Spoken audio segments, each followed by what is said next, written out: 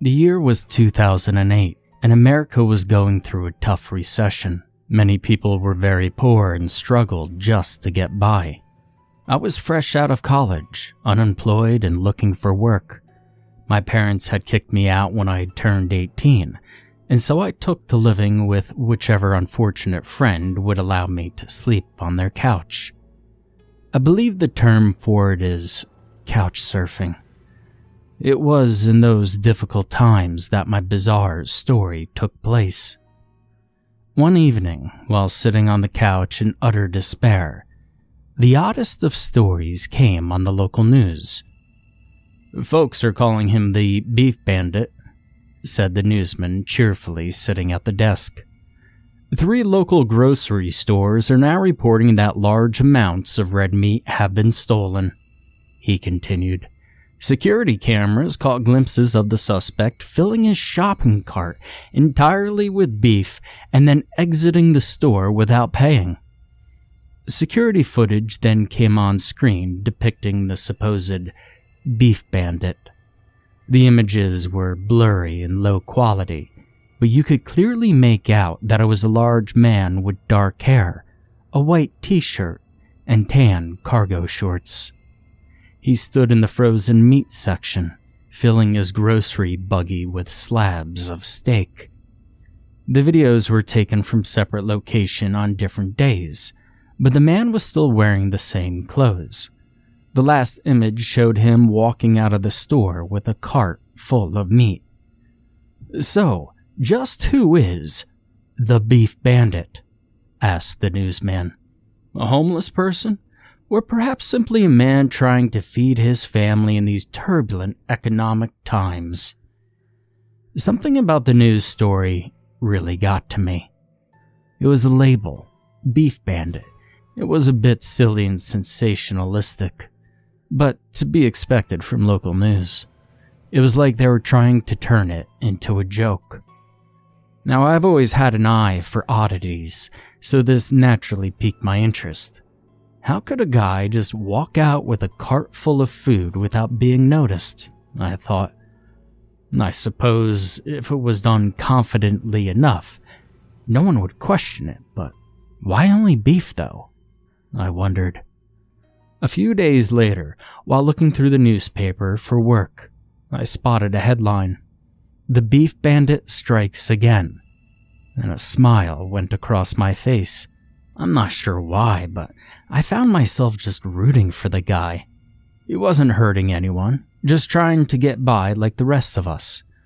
I hoped they'd never catch the Beef Bandit, and I began following the story, excitedly waiting for the next update to see where he went next, or if he would ever be identified. Living on my friends' couches made me feel like a freeloader sometimes, so I tried my best to do chores around the house and to make myself useful. I was terrified of getting kicked out again or burning all my bridges with those I've built up a friendship with since college. The first friend I stayed with sent me away after an argument, and the next person said I had to leave because they too were suffering from money problems.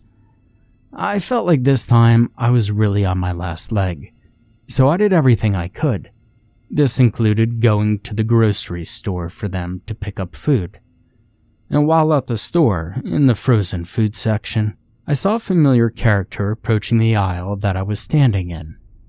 A large man in a dingy white shirt was pushing an empty shopping cart towards me.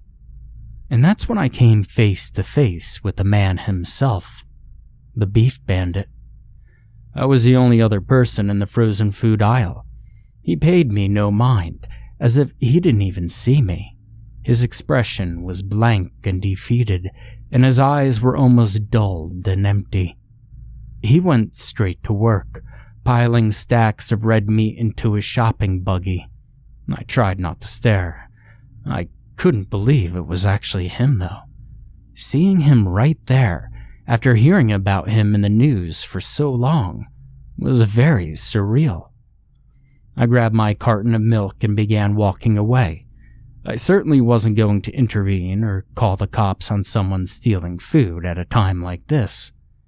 I walked down aisle 5 near the store entrance and stopped. While pretending to be looking at the shelves, I waited to see if he would walk out with the buggy. I considered trying to talk to him or ask him why he was doing this, but I thought better of it. I wasn't stupid enough to get directly involved, or at least I thought I wasn't. I watched as the man rolled his cart of stolen beef out the front door, and to my surprise, no one reacted in the slightest. And that's when I made a big mistake and let curiosity get the better of me. I decided to follow him and see what he'd do next. I quickly went to the store checkout, paid for my items, and exited to the parking lot. And while trying not to look suspicious, I scanned the parking lot for any sign of the man.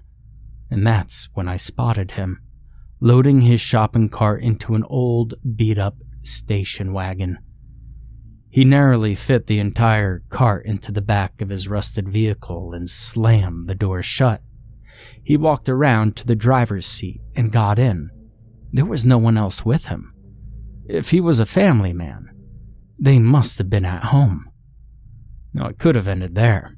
I had confirmed that he was taking the food, and from the looks of his car, he seemed quite poor. I didn't really need any further explanation, and yet, as he pulled out of his parking spot, I couldn't help but get into my car and follow from a distance. I kept telling myself that I'd only follow him for a few more miles, and then I'd head home. I told myself this was just a small detour. The prospect of knowing more about this mysterious person kept me going. The man then pulled onto a dirt road, which led only to the edge of town. There were trees on either side, and it led straight to a dead end with a turnaround spot where the kids would shoot their BB guns at old cans. There was also an abandoned cave there, which led deep into a mountain. I thought, if this was a homeless person, perhaps this dead-end spot is where he lived. Then I thought maybe he had noticed that I was following behind him, and he was just trying to lose me. The station wagon suddenly stopped at the edge of the wide spot in the road. The mystery shoplifter got out. I cautiously approached and shut off my engine at a distance. I opened my car door and covertly hid behind it, watching to see what the man would do next. At any moment, I expected him to turn around and come towards me, or to yell out and ask if I was an undercover cop or something. However, the man seemed to be ignoring his surroundings entirely, much like back at the store when he walked right past me and didn't even acknowledge my presence. He walked to the back of his station wagon and opened the back door. He robotically went about his task, pulling out the shopping cart from the vehicle. I questioned why he was taking the cart out and what he was going to do with all the meat. There was no one else in sight. There was no grill, no stove, and no fire. I wondered how he even intended to cook this stolen food. And then came the moment of truth. My eyes widened as I saw the man slowly wheeling the food into the nearby cave. I watched the bandit disappear into the darkened cave entrance, and the next thing I heard was a horrifying loud screech, followed by sharp clawing and the sound of scraping rock. It appeared as if the entire mountain was trembling. The whole cave was shaking as if something within was rattling the stone shell. I heard the harsh gnashing of teeth, like the sound of a very large animal eating. And what followed was another loud, ear-piercing scream that echoed out of the cave and throughout the rural surroundings. In shock, I watched the man wheel out an empty shopping cart. The mystery man stopped outside the cave and looked back, deep into the darkness. I felt the ground begin to shake violently like an earthquake, It grew louder and louder as the movement became more intense, and finally, I saw the creature emerging from the cave. It was huge, about twice the size of my vehicle. Shadows draped across it from the cave overhang. I was looking from a distance, but I could see that the beast looked starved and sickly. Its skin was the same shade as the rocks, perfectly suited to its environment. Its eyes were sunken and bruised a dark purple. Its body was thin and elongated. Jutting out of its immense jaws were rows of teeth like razors. It was a terrifying, gruesome, and pitiful thing.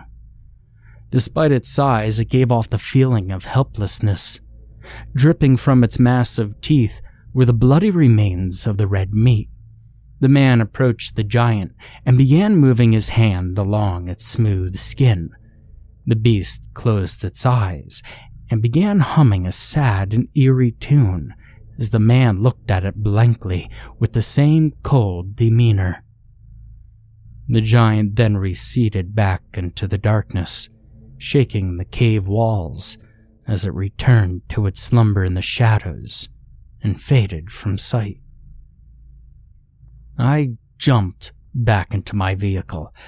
I knew I had to get out of there, but I was facing a dead end. I'd have to drive right past the man in order to turn around. It was a one-lane dirt road, so if I stayed, he'd run right into me as he made his way out. I sat there for a moment, trembling, with my head in my hands. Then, gaining my nerve, I turned on the engine and pulled forward, hoping that he wouldn't notice or think twice about someone turning around there. By this point, he was loading the buggy back into his station wagon. I nervously turned my car around in the wide spot. Out of the corner of my eye, I could see him looking straight at me with an almost zombified expression. I desperately hoped that he didn't know I saw anything. He stood there, staring for a moment longer, before shutting the back door and walking to the front of his vehicle. Dust flew up from the tires as I sped off without turning back to get another look. I never saw the beef bandit again, and there was never another story about him reported in the local media. To my knowledge, he was never identified. I eventually managed to find myself a job, and now I make enough money to not have to sleep on couches. Whenever I pass a homeless man, I always make sure to give him a 20. Tell him, I've been there. I know how tough it can be, and you could never tell what people are going through. I don't know where the mysterious shoplifter is today, or what that thing was that he was bringing meat to in that cave. Now, this may sound strange for me to say, but wherever he is now, well, I hope he's alright, and I hope whatever he was feeding isn't still going hungry.